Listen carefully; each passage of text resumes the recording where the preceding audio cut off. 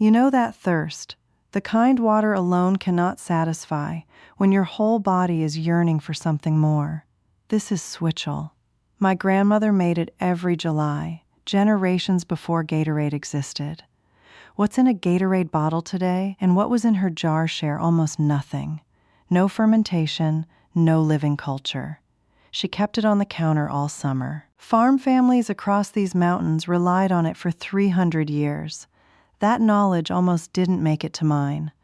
Today, I'm going to show you what she put in that jar, why it worked, and what you lose the moment you reach for the clear bottle instead of the cloudy one. Gatorade was developed in 1965 by a doctor at the University of Florida. His name was Robert Cade. The Florida Gators football team was collapsing in the summer heat. He built a formula in a lab: water, sodium, potassium, glucose, a little lemon juice to put them back on the field. It worked. By 1969, it was the official drink of the NFL. By 2024, it was a $7 billion a year business owned by PepsiCo. They perfected the art of making a sealed bottle do one thing in controlled quantities, indefinitely, on a shelf. What they removed in the process was the living preparation. Meanwhile, every July morning before the men come in off the fields, there's a brown bottle on the counter. The cloud settled at the bottom. Honey worked loose from the lid with warm hands. Fresh ginger root waiting on the cutting board. The kitchen already warm by 7, with the fields past Rogersville shimmering outside the east window. That bottle, the one with the cloud, is not the same thing as the clear bottle on the grocery shelf. They share a name. They do not share a function. What you are left with from the sealed bottle is a stabilized mineral packet in colored water, engineered for convenience, not for the biological complexity that makes Switchel a different thing entirely. The clear ACV on that same grocery shelf is the same removal. A commercial producer heats apple cider vinegar to around 140 degrees Fahrenheit during filtration and bottling. That heat kills the acetobacter, the living bacterial culture that formed during fermentation, the mat of cellulose you can see threading through a raw bottle when you hold it to the light. What you are left with is acetic acid in water. Useful, not the same thing. The preparation is the medicine. Strip the living preparation and you have an ingredient. You do not have Switchel. The compound that makes the acid do its work is acetic acid, the same acid produced when acetobacter convert the alcohol in fermented apple juice into vinegar. What that acid actually does is lower the pH in your stomach, and a lower pH means your stomach breaks down and absorbs minerals from your food more efficiently. The ACV in Switchel does not deliver meaningful amounts of potassium or magnesium by itself. 2 tablespoons gives you about 22 milligrams of potassium.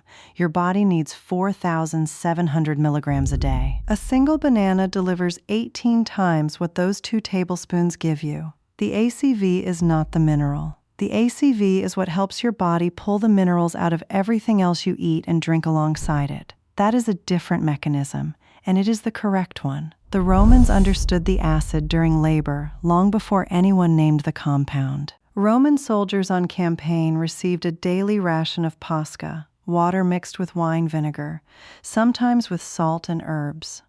Vegetius documented it in the 4th century, and Hadrian was recorded drinking it alongside his troops to show he shared their conditions. They carried the acid into every campaign the Roman army fought. The Hebrew reapers in the Book of Ruth used it differently. 3,000 years ago, during the barley harvest, Boaz told Ruth to dip her bread in the chometz with the other workers. Biblical commentators record that chometz was an acid sauce used specifically by reapers in summer heat to refresh them during the day's labor, not a recipe, a practice. The same acid on the tongue during harvest labor across 3 millennia. Farm families in the American colonies had a name for it too. By the late 1600s, Switchel was a standard summer field drink from New England to the Carolinas, sweetened with molasses or honey depending on what the region had. Philip Freneau mentioned it in a poem in 1789. Laura Ingalls Wilder's mother sent it to the fields and called it ginger water.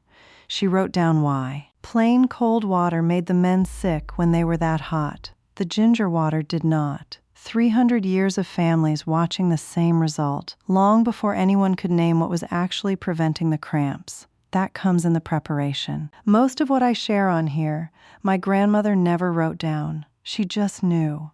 Every week I put up a new one. Another plant, another preparation, another thing that almost did not make it through. If that matters to you, stick around. I would love to have you. Here is how you make it. Per 16 ounces of water, cold, not warm, never hot, you add 2 tablespoons of raw apple cider vinegar with the mother, 1 tablespoon of raw honey, and 1 teaspoon of fresh grated ginger root. Not dried ginger, fresh.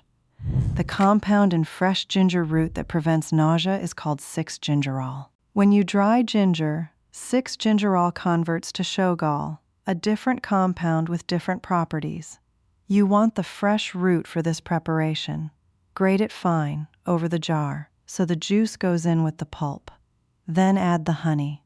The honey must be raw, unheated, enzyme systems intact. If your honey pours like water at room temperature and has done so for years, it has been heat processed. Raw honey crystallizes. If yours is solid, warm the jar gently between your palms until it loosens enough to measure, 1 tablespoon. No shortcuts. If you are doing heavy outdoor work, a full day in July heat, sweating hard, more than an hour in the sun, add a small pinch of sea salt. Not optional for that kind of exertion. Salt is what your body is actually losing in significant volume when you sweat hard, and without it, you can replace fluid without replacing the sodium your muscles need. Add the salt. Then the vinegar, 2 tablespoons, tilted slow, cloud and all. Top with 16 ounces of cold water. Stir well. The jar will be slightly hazy, slightly tart, slightly sweet, with a warmth from the ginger that moves through the first few sips. That warmth is the ginger doing what it does. It settles the stomach so you can drink freely, a full 16 ounces or more, without the cramping that comes from pouring cold liquid into a heat-stressed gut.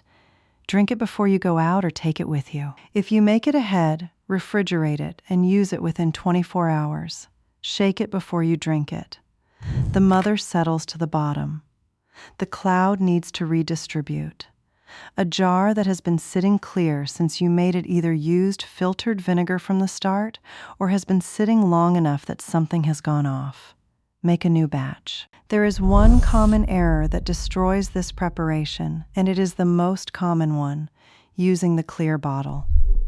The commercial ACV that runs transparent is filtered, the mother removed, the acetobacter killed. It looks cleaner. It feels tidier. It is a dead preparation. The bottle you want is brown and cloudy. When you shake it, the cloud redistributes through the liquid. That cloud is the evidence that the fermentation is alive. If it runs clear when you tip it, put it back on the shelf. My grandmother checked for the cloud every time she poured. Every single time. She held the jar up to the light before she tilted it, the east window, the same one that caught the morning sun over those fields outside Rogersville. She was looking for the thread of the mother through the liquid, or the uniform haze that settles to the bottom between pourings. She called it checking for the cloud. If the liquid ran clear, she set it down and started a new batch. She never poured a dead preparation. I didn't understand what she was looking for until I was much older. She was checking whether it was alive. Quality is not a preference here. Quality is the medicine. I want to be clear about what this does and what it does not do. Switchel replaces water during moderate outdoor work. The honey provides fast access sugar, fructose and glucose, for energy during sustained exertion. The ginger settles the gut so you can drink the volume your body needs in heat. The acetic acid enhances how well your body absorbs minerals from everything you eat alongside it. For a long morning in the garden, an afternoon of moving hay, regular summer labor, this is what it needs to be. This does not treat heat stroke. Heat stroke is when your core temperature climbs above 104 degrees Fahrenheit and your body's cooling system has failed. The sweating may stop. The person may be confused, aggressive, difficult to rouse. At that point, you call 911. You don't reach for a jar. Every minute of delay in a heat stroke emergency costs you. Switchel keeps a healthy person working through a July afternoon. It does not lower a core temperature of 104 degrees. If you are looking at someone who has stopped sweating in summer heat and cannot tell you their name clearly, put down the jar and call for help. I mean that. The kitchen is quiet now. The jar is made. In a few hours, the men will come in off the fields, and the jar will be empty, and they will go back out. That is what it was built for. Not a shelf, not a label, not a $7 billion market built around one football team in Florida in 1965. A jar made before the heat of the day, from a brown bottle with a cloud at the bottom, the same preparation farm families reached for every July from the time the colonies were young. At some point, we decided that keeping a crew going through a July afternoon should mean a synthetic mineral packet in a sealed bottle. I'm not sure what we got in that exchange. I know what we gave up. If you know what your grandmother grew, or what she kept on the counter before the men came in off the fields, tell me in the comments.